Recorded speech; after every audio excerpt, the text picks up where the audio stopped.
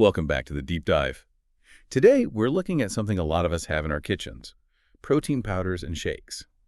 I mean, it's a multi-billion-dollar industry built on this idea of, easy health and better performance. And that's exactly the assumption we need to break down, that health halo. Because despite how big this industry has gotten, a recent, really deep investigation found that the contamination problem isn't just still here. It's arguably worse than ever. So our mission today is to dig into that evidence and really question if these supplements are as safe as we think. Okay, let's jump right in. The biggest concern you mentioned is heavy metals. Right. Specifically, lead. Consumer Reports tested 23 of the top-selling products. And what did they find? Over two-thirds of them. More than two-thirds had lead levels that go above the recommended daily safe intake. Wow. Okay, but is that consistent across the board, or did it depend on, where the protein came from? That's the critical question, and the data there is it's shocking. There's a huge disparity. Oh, yeah. Plant-based products, which people often think are cleaner, averaged 9 times the amount of lead compared to the dairy or whey products. 9 times. 9.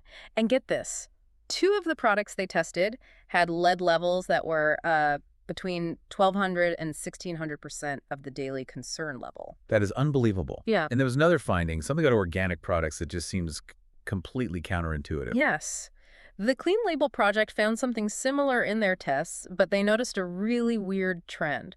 The products with the organic label, they often had 3 times the lead and double the cadmium of the non-organic ones. How is that even possible? It's because plants are, really good at absorbing whatever's in the soil, and that includes heavy metals. So if the soil has contaminants, the organic plant will pull them right in. And we should be clear, this isn't a small risk. Lead accumulation is a serious health issue. It absolutely is. Dr. Rose Goldman, a physician in Massachusetts, really emphasized this. Lead doesn't just pass through you, it stays.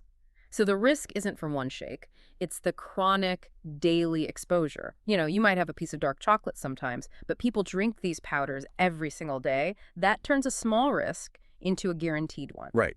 It becomes a habit, which brings up the bigger sort of academic question here. Do most of us even need these supplements to begin with? That's the million-dollar question. And for most people, the answer is no. Dr. Peter Cohen at Harvard said it pretty bluntly.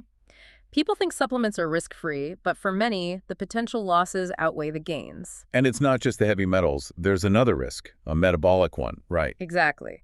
High protein intake, which is the whole point for many users, can cause something called hyperfiltration in your kidneys. Okay, break that down for us. What is hyperfiltration? Think of your kidneys as these super fine filters. When you constantly flood them with very high amounts of protein, you're basically forcing them to work overtime. And over the long term, that constant strain can wear them down and, potentially lead to chronic kidney disease, especially if you already have some risk factors. So you have heavy metals, you have kidney strain, and then there's the deception on the label itself. Oh, absolutely. Many of the samples they tested had way less protein than advertised and more fat, which completely undermines why you're taking it in the first place. And what about the sugar? Some of these are sold as meal replacements. And that's where it gets really bad. Some of these shakes had up to 23 grams of sugar in a single scoop.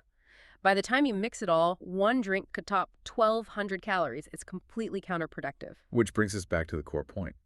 Most Americans already get enough protein from their diet. They do, and this is where the science is so clear.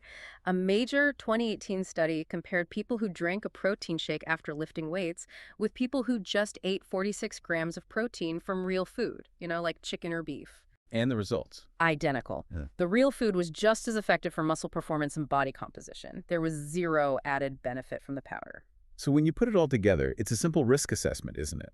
You have the confirmed risks, heavy metals, kidney strain, bad labeling, and you weigh that against the tiny convenience of a powder when real food works just as well and is, safer. Exactly. And that's the final thought we want to leave you with today.